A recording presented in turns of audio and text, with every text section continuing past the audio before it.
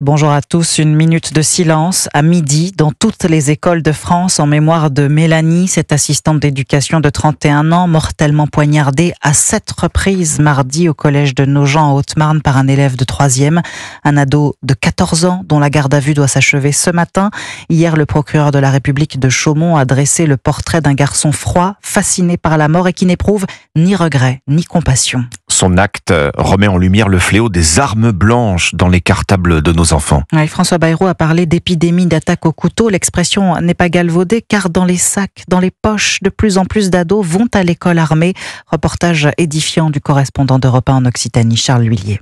Il y a quelqu'un qui avait ramené un couteau dans notre collège, il avait ramené un marteau pour tuer quelqu'un. C'était il y a 1 mois et demi dans ce collège. Un élève de 14 ans récemment renvoyé a tenté de s'en prendre à 3 camarades.